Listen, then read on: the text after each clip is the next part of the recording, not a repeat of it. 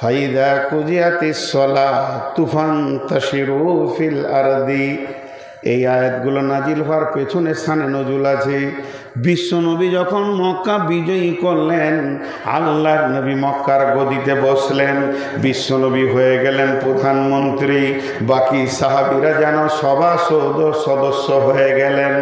এমন সময় ইহুদিরা এসে একটা দরখাস্ত দিলেন, মক্কা মদিনার ইহুদিরা, ইয়া রাসূলুল্লাহ, আমরা তো ইসলাম মানিনি, আমরা এখনো কালেমা পড়িনি, অতএব আপনার অধীনস্থে আপনার দেশে আমরা বাস করব, আর আমরা প্রতি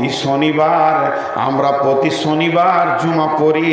আমাদের ইহুদিদের শনিবার হলো জুমার দিন। ও দয়ার নবী গো, আপনি আমাদেরকে সরকারি ছুটি ঘোষণা করে দেন শনিবার। এটা যখনই শুনে নিল নাসারারা, তারা দরখাস্ত দিলেন আল্লাহর নবীকে, ও দয়ার নবী গো, আপনি হলেন আমাদের প্রধানমন্ত্রী, আমরা তো ইসলাম মানিনি, আমরা প্রতি রবিবার জুমা পড়ি, অতএব জুমার দিন সরকারি ছুটি ঘোষণা করে দেন। তাহলে সপ্তাহে 2 দিন গেল, থাকতে না পেরে সাহাবীরা উঠে দাঁড়িয়ে বলছেন, ও দয়ার নবী গো, বহু কষ্টের বিনিময়ে আল্লাহ বিজয়ী দিয়েছে, আমরাও তো জুমা পড়ি শুক্রবার, অতএব শুক্রবার সরকারি ছুটি ঘোষণা করে দেন। ছুটি কদিন হলো? সপ্তাহে যদি 3 দিন ছুটি হবে তো ক্লাস চলবে কদিন? আর পড়াশোনা হবে কখন? কলকারখানা চলবে কখন? আল্লাহ জিবরাইলকে বললেন, সঙ্গে সঙ্গে দরখাস্ত বাতিল ঘোষণা করো, আমি যা বলছি তাই করে দাও। ইয়া আইয়ুহাল্লাযীনা আমানু, হে ঈমানদারেরা, ইজা নুদিয়া লিস-সালাতি মিন ইয়াউমিল জুমআতি, যখন তোমাদেরকে জুমার নামাজের জন্য ডাকা হবে, তখন কি করো তোমরা? ইয়াউমিল জুমআতি ইজা নুদিয়া লিস-সালাতি মিন ইয়াউমিল জুমআ ফাসাউ ইলা যিকরিল্লাহি ওয়া যারুল বায়, তখন তুমি ব্যবসা বাণিজ্য কল ফ্যাক্টরিকে বন্ধ করে দিয়ে আল্লাহর স্মরণে চলে যাও জুমার নামাজ পড়তে। ফাইজা কুদিয়াতিস সালাত, যখনই তোমার নামাজ শেষ হয়ে যাবে, তুফান্তাশিরু ফিল আরদি, আবার জমিনে বের হয়ে যাও, কলকারখানা খুলে দাও, ফ্যাক্টরি খুলে দাও, চাষের ময়দানে নেমে দাও। তাহলে আয়াত একটা, হুকুম দুটা, আয়াত একটা, হুকুম দুটা, আয়াত একটা, হুকুম দুটা। ফাইজা কুদিয়াতিস সালাত, নামাজকে আগে পরিপূর্ণ করে নাও, আর দ্বিতীয় হচ্ছে জমিনে ছড়িয়ে তুমি ইনকাম করো। এর জন্য শুনেলেন একটা লোক আল্লাহু আকবার বলে নামাজ ধরেছে, আর নামাজ ধরতে ধরে বলেছে, বিসমিল্লাহির রহমানির রহিম, আলহামদুলিল্লাহি রাব্বিল আলামিন, আর রহমানির রহিম, মালিকি ইয়াউমিদ্দিন।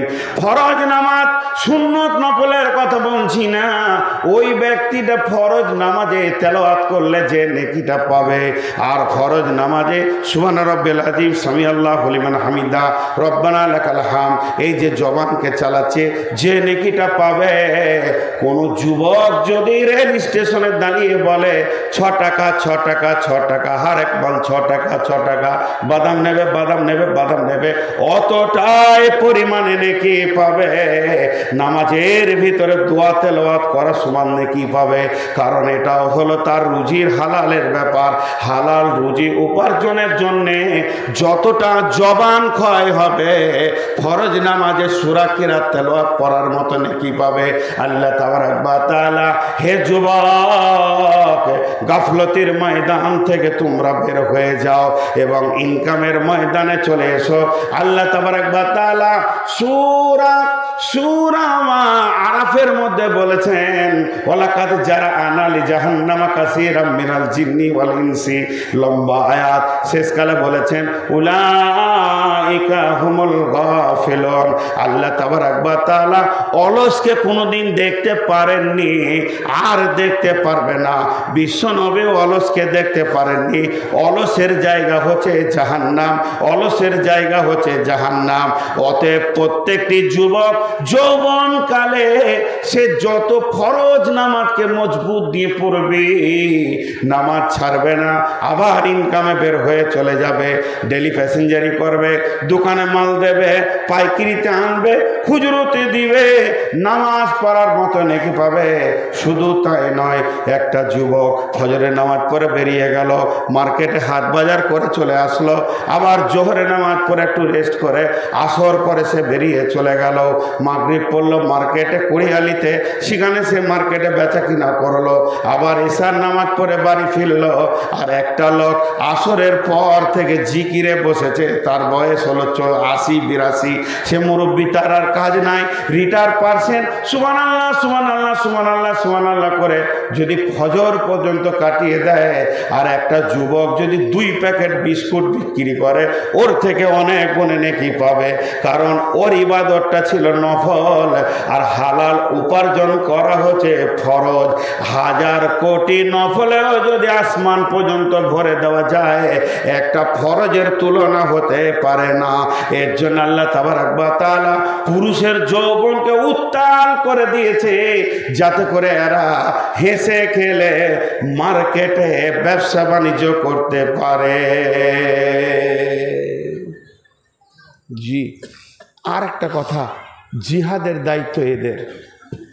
4 জনের জন্য জিহাদ হলো নফলে, আয়াত আছে, আমি সময় কমের জন্য শর্ট করে নিচ্ছি। 4 জনের জন্য জিহাদ হচ্ছে, করতে পারে, ফরজ লয়, করতে পারে, ফরজ লয়।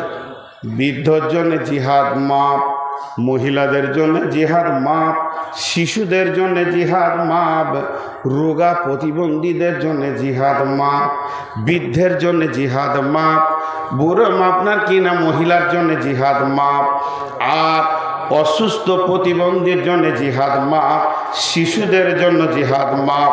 হে যুবক, তুমি তো সৈনিক, তুমি তো দুর্গম গিরিকান্তর মোর দুস্তুর পারাবার, লঙ্ঘিতে হবে রাত্রিতে যাত্রী হুঁশিয়ার, ভুলিতেছে জল দুলিতেছে তরি, ভুলিতেছে মাঝি পথ, কে আছো নৌজওয়ান হও আগুয়ান, হাঁকিছে ভবিষ্যৎ। দলে দলে যুবকরা উঠো, জাগো যুবক জাগো, বিশ্বে ইসলামের পতাকা তুলতেই হবে। বৃদ্ধ পারবে না, মহিলা পারবে না, শিশুদের জ্ঞান হয়নি, প্রতিবন্ধীর এটা কাজ নয়।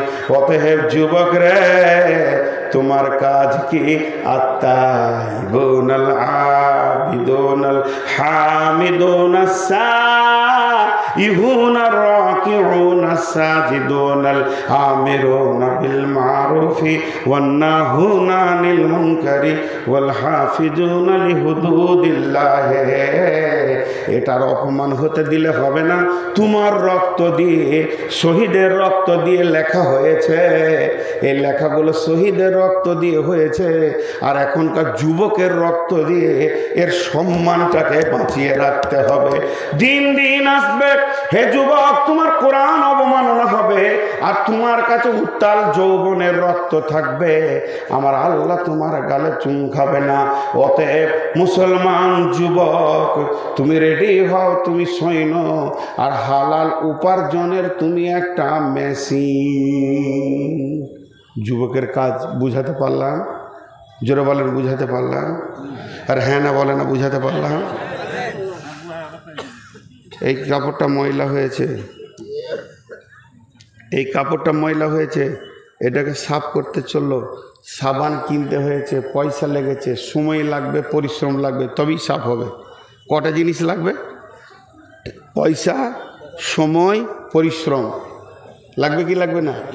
তাহলে আমি পয়সা দিয়ে একটা সাবান আনলাম, এবারে 10 মিনিট সময়ের পেছনে দিতে হবে, তাহলে 2টো জিনিস দিলাম। 3 নম্বর পরিশ্রম দিলাম। কার জন্যে দিলাম? কাপড়ের জন্যে। কার জন্যে? কাপড়ের জন্য। অজান্তে 2টো জিনিস সাফ হয়ে যাবে, অজান্তে 2টো জিনিস সাফ হবে। হাতটা সাফ হবে, যে পাথরে মারবে সেটা সাফ হবে, ওটা উদ্দেশ্যে কেউ সাবান কিনে? তো বাচ্চাটা কি করে হবে? ওটা অজান্তে হবে। যুবকের কাজ ইসলামকে আটকে রাখা, ইনকাম করা। বাচ্চাটা কি করে হবে? এই জন্যই তো যুবককে উগ্র যৌবন দেওয়া হয়েছে। তুমি বাড়ি যাও, চট করে বংশ পরম্পরায় রাখার কাজ করে এসো, আবার সে জিহাদের ময়দানে দাঁড়িয়ে যাও। যদি যুবকের যৌবনটা চাপা হতো, তো সকাল 8টার দোকানটা রাত 3টেতেও খুলতো না।